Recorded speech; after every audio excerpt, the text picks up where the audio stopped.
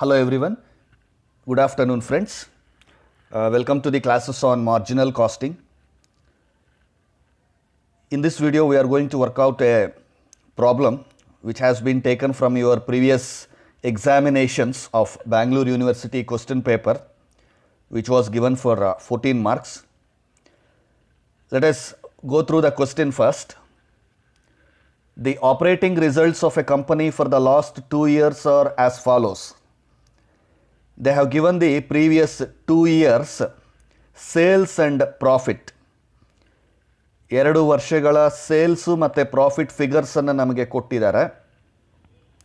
By giving that, they are asking the questions, calculate number 1 profit volume ratio. Whenever the profit and sales figures for the 2 years is given, you can use the formula change in profit by change in sales into 100. ಯಾವಾಗ 2 ವರ್ಷದ profit ಮತ್ತು sales ನಮಗೆ ಕೊಟ್ಟಿರ್ತಾರೋ, change in profit by change in sales into 100 ಅನ್ನೋ formula ಬಳಸ್ಕೊಂಡು ನಾವು profit volume ರೇಷಿಯೋನ find out ಮಾಡ್ಕೋಬೋದು. Then question number 2, fixed cost. Fixed cost find out ಮಾಡಬೇಕಾದ್ರೆ we can use one formula, that is contribution minus profit. Fixed cost equals to contribution minus profit. But contribution ಇದೆಯಾ ನಮಗೆ ಅಂತಂದರೆ contribution is not readily available. First contribution find out ಮಾಡ್ಕೊಂಡ್ಬಿಟ್ರೆ ಆನಂತರ you can find out the fixed cost. Contribution find out ಮಾಡೋದಕ್ಕೆ ನಮ್ಮ ಹತ್ರ ಏನು formula ಇದೆ? we can use the profit volume ratio formula. That is PV ratio equals to contribution by sales into 100. PV ratio equals to contribution by sales. So, ಇಲ್ಲಿ ನಮಗೆ sales ಇದೆ, 2 sales ಇದೆ, but ಯಾವುದಾದ್ರೂ ಒಂದು ಸೇಲ್ಸನ್ನು ನಾವು ತಗೊಂಡು ಮಾಡ್ಕೋಬೋದು. Contribution equals to sales into P V ratio. Question number 1ನಲ್ಲಿ ಪಿ ವಿ ರೇಷಿಯೋ ಮಾಡಿರ್ತೀವಲ್ಲ, so sales into P V ratio ಮಾಡಿಕೊಂಡ್ರೆ ಕಾಂಟ್ರಿಬ್ಯೂಷನ್ ಸಿಗುತ್ತೆ. ಆ ಕಾಂಟ್ರಿಬ್ಯೂಷನಿಂದ ಪ್ರಾಫಿಟನ್ನು ಸಬ್ಟ್ರಾಕ್ಟ್ ಮಾಡಿಕೊಂಡ್ರೆ ನಮಗೆ ಫಿಕ್ಸ್ಡ್ ಕಾಸ್ಟ್ ಸಿಕ್ಬಿಡುತ್ತೆ. That will be the answer for second question. Question number 3, sales to make rupees 1 lakh profit. 1 ಲಕ್ಷ ಪ್ರಾಫಿಟ್ ಮಾಡೋದಕ್ಕೆ ಸೇಲ್ಸ್ ಎಷ್ಟು ಬೇಕು, ಎಷ್ಟು ಸೇಲ್ಸ್ ಬೇಕು, required sales, desired sales. So we can apply the desired sales formula, that is fixed cost plus desired profit divided by P V ratio. Question number 4, they are asking break even point. Break even point calculate ಮಾಡೋದಕ್ಕೆ we have a formula, that is fixed cost divided by profit volume ratio. Then margin of safety at a profit of rupees 24,000. ಬರೀ margin of safety ಅಂತ ಕೇಳಿದ್ದಿದ್ರೆ ನಾವು we can use the formula actual sales minus break even sales. ಆದರೆ margin of safety ಕೇಳುತ್ತಿದ್ದಾರೆ, ಅವರೊಂದು profit ಕೊಟ್ಟಿದ್ದಾರೆ. ಇಲ್ಲಿರುವಂತಹ ಪ್ರಾಫಿಟ್ಸ್ಗೆ ಅಲ್ಲ, ಅವರು ಯಾವುದೋ ಒಂದು ಪ್ರಾಫಿಟನ್ನು ಕೊಡ್ತಿದ್ದಾರೆ 24,000 ಅಂತ.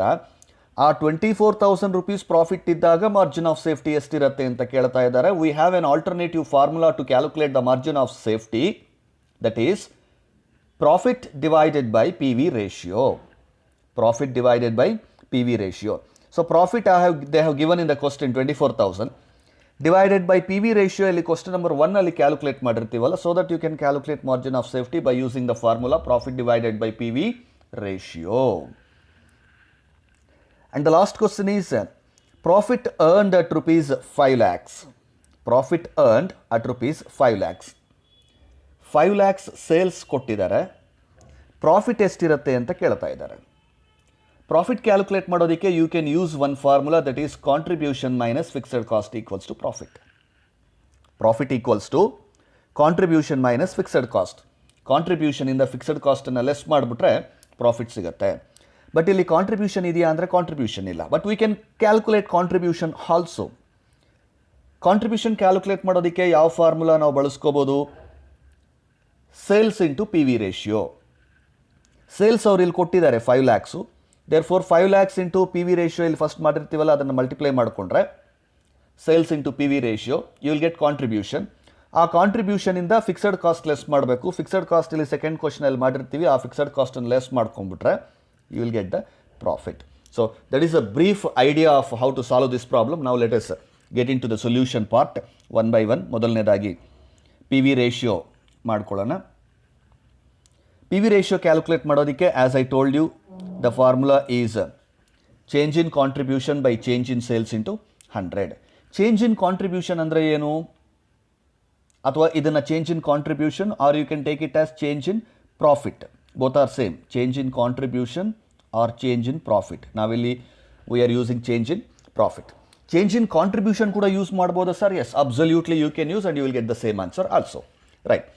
So change in profit by change in sales. ಇಲ್ಲಿ ಪ್ರಾಫಿಟ್ ಎಷ್ಟು ಚೇಂಜ್ ಆಗ್ತಾ ಇದೆ ನೋಡಿ. 6,000 ಇದ್ದಿದ್ದು 15,000 ಆಗಿದೆ. That means 15,000 minus 6,000. As I have mention to you in my earlier videos also, latest year's profits should be taken first, then from that you have to subtract the previous year profits. So ಹಾಗಾಗಿ 15,000 minus 6,000, 15,000 minus 6,000 profit ಅನ್ನು less ಮಾಡ್ಕೋಬೇಕು. ಸೇಲ್ಸ್ಗೆ ಬಂದಾಗ 2,70,000 minus 3 lakhs minus 2,70,000. Change in ಪ್ರಾಫಿಟ್ಗೆ you go with 15,000 minus 6,000 divided by change in sales ಗೆ 3 lakhs minus 2,70,000 into 100. So 15 minus 6,000 you will get 9,000. 3 lakhs minus 2,70,000 30,000 ಬರುತ್ತೆ.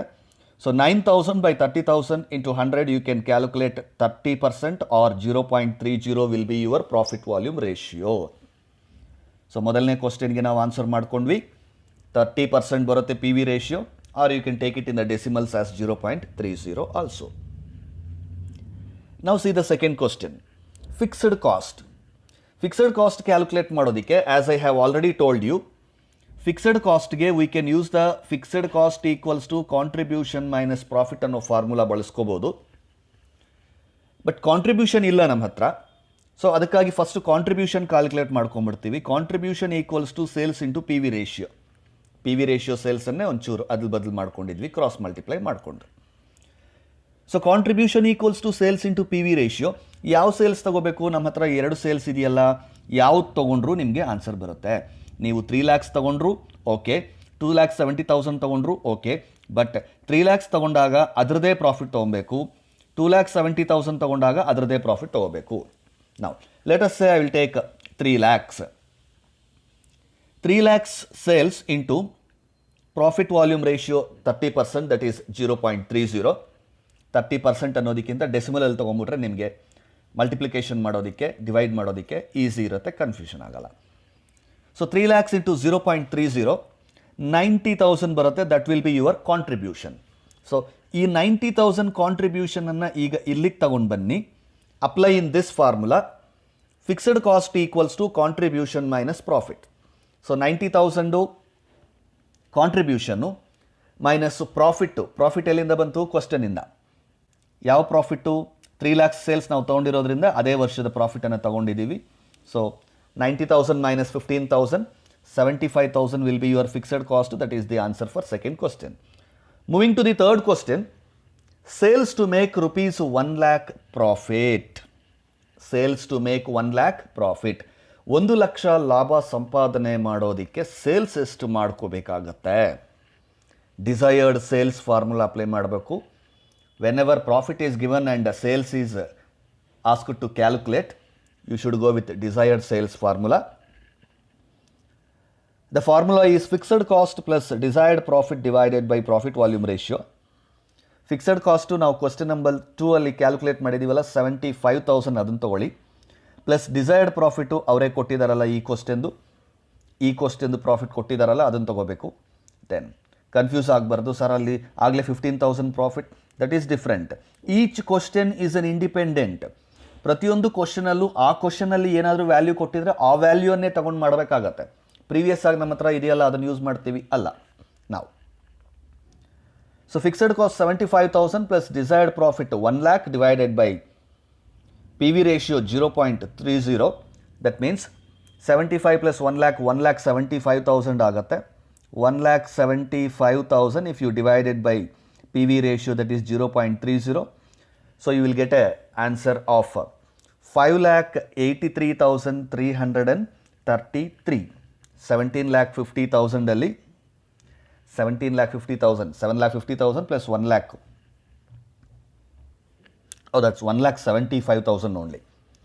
75,000 plus 1 lac 1,75,000. 1,75,000 divided by 0.30, you should get 5,83,333. That is the sales.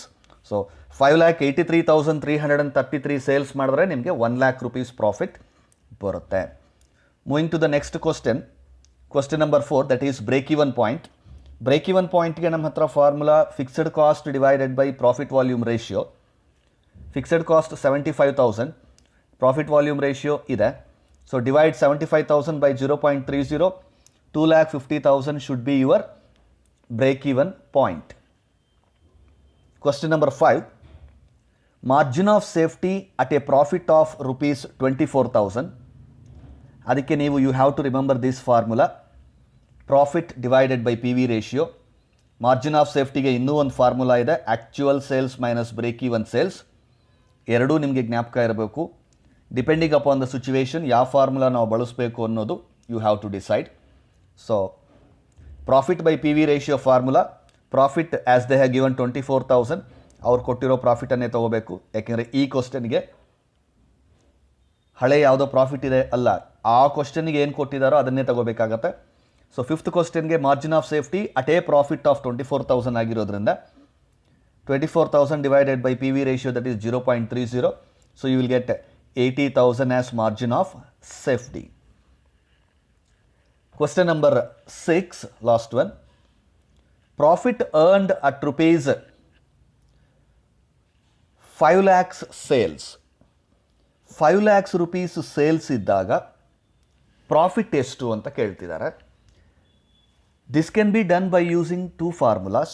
Desired sales ಫಾರ್ಮುಲಾದಲ್ಲೂ ಮಾಡ್ಕೋಬೋದು, contribution calculate ಮಾಡಿಕೊಂಡು ಅದರಿಂದನೂ ಕೂಡ ಮಾಡ್ಕೋಬೋದು. So first will calculate contribution. ಕಾಂಟ್ರಿಬ್ಯೂಷನ್ಗೆ ನಮ್ಮ ಹತ್ರ ಇರೋ formula contribution equals to sales into P V ratio. ಕಾಂಟ್ರಿಬ್ಯೂಷನ್ಗೂ ಕೂಡ 2-3 ಫಾರ್ಮುಲಾ ಇದೆ. ಸೇಲ್ಸ್ ಮೈನಸ್ ವೇರಿಯಬಲ್ ಕಾಸ್ಟ್ ಕೂಡ ಕಾಂಟ್ರಿಬ್ಯೂಷನ್. ಸೊ ಪಿ ವಿ ರೇಷಿಯೋದಲ್ಲಿ ಯೂಸ್ ಮಾಡೋ ಫಾರ್ಮುಲಾ ಕೂಡ ಕಾಂಟ್ರಿಬ್ಯೂಷನ್ ಕ್ಯಾಲ್ಕುಲೇಟ್ ಮಾಡ್ಬೋದು. So you should be using your common sense to decide which formula to apply. ಆಮೇಲೆ ಒಂದೇ ಒಂದು ಫಾರ್ಮುಲಾ ಕಲ್ತ್ಕೊಂಡ್ಬಿಟ್ಟು ಅಪ್ಲೈ ಮಾಡೋಕ್ಕೆ ಆಗ್ತಾ ಇಲ್ಲ ಅಂತಂದರೆ ಆಗಲ್ಲ. You have to understand, you have to digest the formulas within yourself. These are not just to by heart and apply. It's pure common sense. So contribution calculate ಮಾಡೋದಕ್ಕೆ sales into P V ratio. Sales ಈ ಕ್ವಶನಲ್ಲಿ ಏನು ಕೊಟ್ಟಿದ್ದಾರೆ, ಪದೇ ಪದೇ ಹೇಳ್ತಾ ಇದ್ದೀನಿ, sales ಸುಮಾರು ಫಿಗರ್ಸ್ ಇರುತ್ತೆ, ಪ್ರಾಫಿಟ್ಟು ಸುಮಾರು ಫಿಗರ್ಸ್ ಇರುತ್ತೆ. ಯಾವ ಕ್ವಶನ್ಗೆ ಯಾವುದು ಅಂದರೆ ಆ ಪರ್ಟಿಕ್ಯುಲರ್ ಕ್ವಶನಲ್ಲಿ ಏನು ಅಮೌಂಟ್ಸ್ ಕೊಟ್ಟಿರ್ತಾರೋ ಅದನ್ನು ಆ ಕ್ವಶನ್ನ ಆನ್ಸರ್ ಮಾಡೋದಕ್ಕೆ ತಗೋಬೇಕು ನೀವು. ಹಳೆಯದು ಯಾವುದು 2014 ಪ್ರಾಫಿಟ್ ಕೊಟ್ಟಿದ್ದಾರೆ, ಸೇಲ್ಸ್ ಕೊಟ್ಟಿದ್ದಾರೆ, ಕ್ವಶನಲ್ಲಿ 15 ಕೊಟ್ಟಿದ್ದಾರೆ. No, for this particular question what is the information they have given, ಅದನ್ನು ಫಸ್ಟು ತೊಗೊಂಡ್ಬಿಡ್ಬೇಕು ನಾವು. So contribution equals to sales into P V ratio. Contribution 5 lakhs into P V ratio 0.30. So multiply ಮಾಡಿದ್ರೆ contribution equals to 1,50,000. Contribution ಬಂದ ಮೇಲೆ you can use another formula, that is profit equals to contribution minus fixed cost. Contribution 1,50,000, 75,000 already ಮಾಡಿದ್ದೀವಿ, and fixed cost same ಇರುತ್ತೆ. ಒಂದು ಸಲ ಮಾಡಿದ್ದೀವಿ ಅಂದರೆ ಅದು ಸೇಮ್ ಇರುತ್ತೆ. Therefore 1,50,000 minus 75,000, the final profit for this question should be 75,000 rupees. So go through the solution once again, practice, and if you have any questions, please feel free to contact me.